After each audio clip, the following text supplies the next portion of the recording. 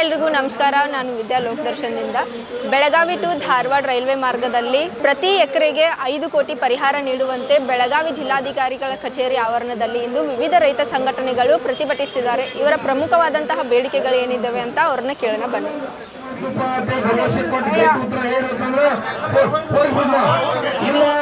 ನಾವು ಇಷ್ಟೇ ಕೊಡೋರು 35-40 ಲಕ್ಷ ಅಂದ್ರೆ ನಾವು ಇಲ್ಲೇ ಕೊಡೋಣ. ನಾಳೆ ರಾಜ್ಯದ ಮುಖ್ಯಮಂತ್ರಿ ಬಂದು ಏನು ಉತ್ತರ ಹೇಳ್ತಾನೆ ಕೈ ಯಾರ್ಯಾರ್ದು ಪೋಡಿ ಗಿಡಿ ಆಗಲಿಲ್ಲ, ಯಾವ ಭಾಗದಲ್ಲಿ ಎಕ್ಸಾಕ್ಟ್ಲಿ ಬರ್ತಾ ಇದೆ ಅದನ್ನು ಪೋಡಿ ಮಾಡಿ ನಾವು ಪರಿಹಾರ ವಿತರಣೆ ಮಾಡ್ತೀವಿ. ಅದನ್ನು ನಿರ್ಧಾರ ಮಾಡಿ ಅವಾಗ ನಿರ್ದೇಶನವನ್ನು ನೀಡ್ತೀವಿ. ಪ್ರೊಸೀಡಿಂಗ್ ಡ್ರಾ ಮಾಡ್ತೀನಿ, ಆರ್ಡರ್ ಸೈನ್ ಮಾಡಿ ಕೊಡ್ತೀವಿ. ಯಾರ ಹೆಸರಿಗೆ ಎಷ್ಟು ಭಾಗ ಹೋಗ್ತಾ ಇದೆ, ಯಾರು ಮಾಲೀಕತ್ವತೆ ಇದೆ, ಯಾರು ಅದಕ್ಕೆ ಮಾಲೀಕರಾಗ್ತಾರೆ ಅದನ್ನು ಖಚಿತಪಡಿಸ್ಕೊಂಡು ಅವರಿಗೆ ಪರಿಹಾರವನ್ನು ಕೊಡ್ತೀವಿ.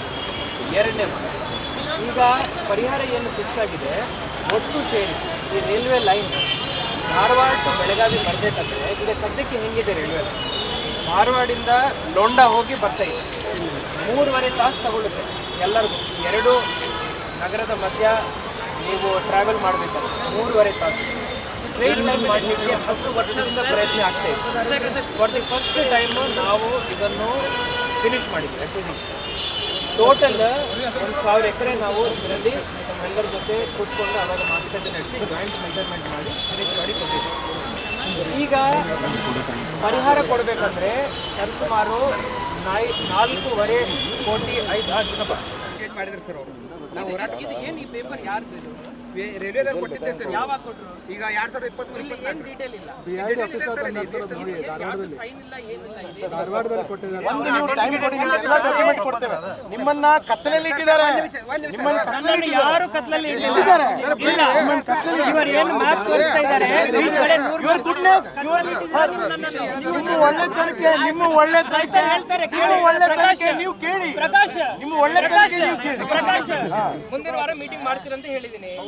ಈಗ ಯಾಕೆ ಧಿಕ್ಕಾರ? ನನಗೆ ಯಾಕೆ ಧಿಕ್ಕಾರ? ನನಗೆ ಅರ್ಥ ಆಗ್ತಾ ಇಲ್ಲ. ಶಂಕರಗೌಡ ಪಾಟೀಲ್ ಧಿಕ್ಕಾರ ಯಾಕೆ ನನಗೆ ಅರ್ಥ ಆಗ್ತಾ ಇಲ್ಲ. ಮುಂದಿನ ವಾರ ಮೀಟಿಂಗ್ ಮಾಡ್ತೀನಿ. ಅಲೈನ್ಮೆಂಟ್ ಬಗ್ಗೆ ರೈಲ್ವೆ ಅಧಿಕಾರಿಗಳ ಜೊತೆ ನಿಮ್ದು ಚರ್ಚೆ.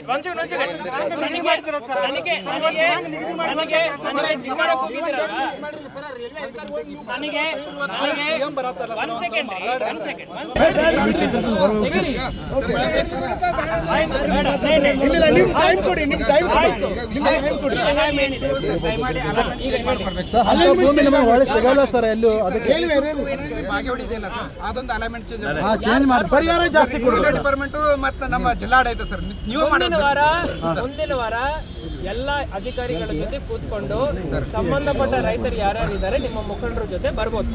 ಸರ್ 40% ಸ್ಟೇಟ್ ಗವರ್ಮೆಂಟ್, ಅವ್ರದ್ದು 60%. ಆದ್ರಿಂದ ಡಿಕೆ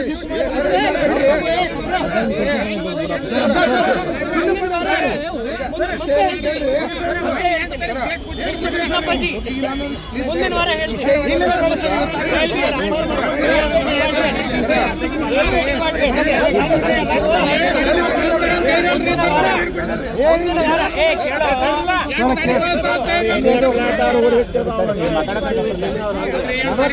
ಮುಂದೆ ಮಾತಾಡತಾರೆ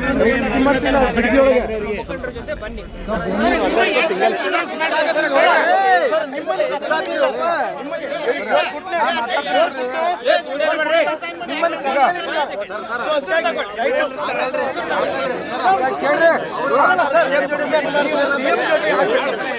ನನಗೇನು ಆಗಲ್ಲ.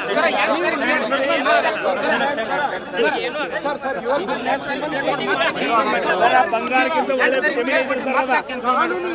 ನಿಮಗೆ ಹೇಳಿದ್ದಾರೆ ಸರ್. ಮಾಡ್ತೀನಿ ಮುಂದೆ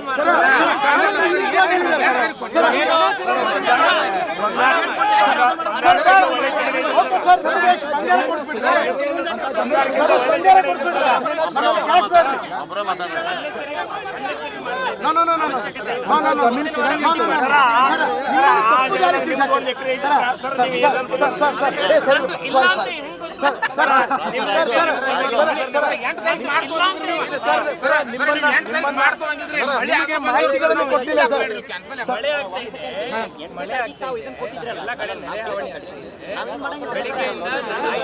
ಗುರ್ತಿ ಸರ್ ಗುರ್ತಿ ಅದೇ ಅದಕ್ಕೆ ಪ್ಯೂರ್ ಗುಡ್ ಡೇ. ನಾನು ವಿಷಯ ನಿಮ್ಮನ್ನ ಕಷ್ಟದಲ್ಲಿಟ್ಟಿದ್ದಾರೆ ಸರ್, ನಿಮ್ಮನ್ನ ಕಷ್ಟದಲ್ಲಿಟ್ಟಿದ್ದಾರೆ. ನಿಮಗೆ ಡಾಕ್ಯುಮೆಂಟ್ಸ್ ಅನ್ನ ಕೊಟ್ಟಿಲ್ಲ. ನಿಮ್ಮ ವಿಚ್ ಯುವರ್ ಗುಡ್ನೆಸ್ ಆಗಲೇಬೇಕು ಪ್ಲೀಸ್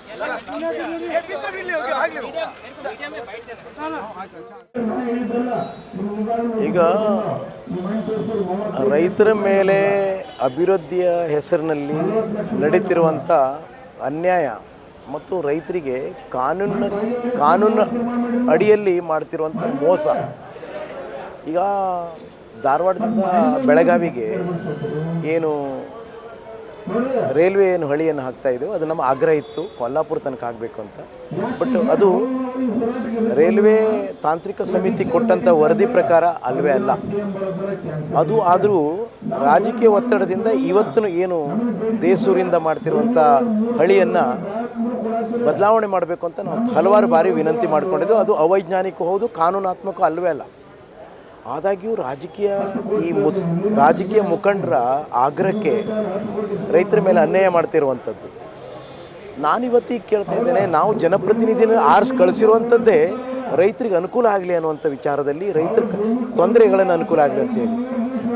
ನೀವು ಈಗ ಕರ್ನಾಟಕ ಸರ್ಕಾರ ಇರ್ಬೋದು, ಕೇಂದ್ರ ಸರ್ಕಾರ ಇರ್ಬೋದು, ವಿಶೇಷವಾಗಿ ಉತ್ತರ ಕರ್ನಾಟಕದ ಮೇಲೆ ಅಥವಾ ರೈತರ ಮೇಲೆ ಮಾಡ್ತಿರುವಂಥ ಅನ್ಯಾಯವನ್ನು ನೋಡಿದರೆ ಪರಿಹಾರವನ್ನು ಕೊಡುವಂಥ ಪದ್ಧತಿನೂ ಕಾನೂನು ಪ್ರಕಾರವಾಗಿಲ್ಲ. ಅಲ್ಲಿ ಬಿಡದಿಯಲ್ಲಿ ನೀವು 3 ಕೋಟಿ ಅಂತೀರ 1 ಎಕರೆಗೆ, ಉತ್ತರ ಕರ್ನಾಟಕದಲ್ಲಿ 40,000 30,000 ಅಂತೀರ. ಅದೇ ನಮ್ಮ ಲೋಕಾಪುರದಂಥ ಭಾಗದಲ್ಲಿ 9 ಕೋಟಿಯನ್ನು ಕೊಟ್ಟಿದ್ದಾರೆ. ರೈಲ್ವೆಯ ಸ್ಟೇಷನ್ ಸಲುವಾಗಿ 9 ಕೋಟಿಯನ್ನು ಕೊಟ್ಟಿದ್ದಾರೆ. ನಾನು ಹೇಳ್ತಾ ಇರೋದಂಥದ್ದು, ಅಧಿಕಾರಿಗಳು ಕಾರ್ಯಾಂಗ ವ್ಯವಸ್ಥೆ ಮತ್ತು ಶಾಸಕಾಂಗ ವ್ಯವಸ್ಥೆ ರೈತರ ಸಮಸ್ಯೆಗಳನ್ನು ಬಗ್ಗೆ ಚಿಂತನೆ ಮಾಡಬೇಕಾ, ಅವ್ರ ಸಮಸ್ಯೆಗಳನ್ನು ಗುರುತರವಾಗಿಟ್ಕೊಂಡು ಬಗೆಹರಿಸ್ಬೇಕಾ? ಅನ್ನೋರು ಆರಿಸಿದ್ದು ಪ್ರಜಾಪ್ರಭುತ್ವ ವ್ಯವಸ್ಥೆಯಲ್ಲಿ ಕಳಿಸಿದ್ದೆ ಅದರ ಸಲುವಾಗಿ. ಆದರೆ ಈ ಜನಪ್ರತಿನಿಧಿಗೂ ಮೋಜು ಮಸ್ತಿ ಮಾಡಲಿಕ್ಕೆ ನಿಂತರೋ ಅಥವಾ ಅವ್ರ ಅನುಕೂಲಕ್ಕಾಗಿ ನಮ್ಮ ಬೇಡಿಕೆ ಇಷ್ಟೇ. ಒಂದು, ಈ ರಸ್ತೆ ಏನು ರೈಲ್ವೆ ರಸ್ತೆ ಏನಿದೆಯಲ್ಲ, ಮಿನಿಮಮ್ ಕೃಷಿ ಜಮೀನಲ್ಲಿ 3 ಕೋಟಿ ಕೊಡಬೇಕು. ಮತ್ತು ನಗರದ ಪ್ರದೇಶದಲ್ಲಿ ಇರುವಂಥದ್ದು ಲೋಕಾಪುರದಲ್ಲಿ ಏನು ಕೊಟ್ಟಿದ್ರಲ್ಲ 9 ಕೋಟಿ, ಆ ಮಾನದಂಡವನ್ನು ಉಪಯೋಗಿಸಬೇಕು. ಇಲ್ಲ ಅಂತ ನಮ್ಮ ರೈತರ ಜಮೀನನ್ನು ಬೇಡ, ನಿಮ್ಮ ರೈಲ್ವೆ ಹಳಿನೂ ಬೇಡ ಅನ್ನೋವಂಥದ್ದು. ಇದು ದುಃಖದಲ್ಲಿ ಹೇಳಬೇಕಾಗ್ತದೆ. ಅಂದರೆ ಕಾನೂನಾತ್ಮಕವಾಗಿ ನೀವು ನಡ್ಕೊಂಡಿಲ್ಲ ಅಂತಂದರೆ ನಾವು ಅದನ್ನು ವಿರೋಧಿಸ್ತೇವೆ. ಇದು ಸಂವಿಧಾನಾತ್ಮಕವಾಗಿ ಇರುವಂಥದ್ದು.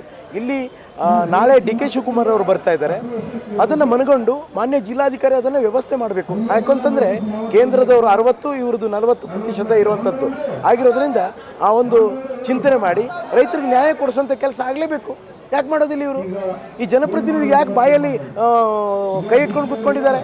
ಇದು ತಪ್ಪು. ಕಾರ್ಯಾಂಗ ವ್ಯವಸ್ಥೆ ಇದನ್ನು ಕಾನೂನು ವಿರುದ್ಧ ಕೆಲಸ ಮಾಡಬಾರ್ದು. ಇಂಥದ್ದು ರೈತರಿಗೆ ಅನವಶ್ಯಕ ಆಗ್ರಹ ಮಾಡಬಾರ್ದು. ಕಾನೂನು ಪ್ರಕಾರ ನಡೀಲಿ ಅನ್ನೋಂಥದ್ದು ನಮ್ಮದು ಆಗ್ರಹ ಇದೆ.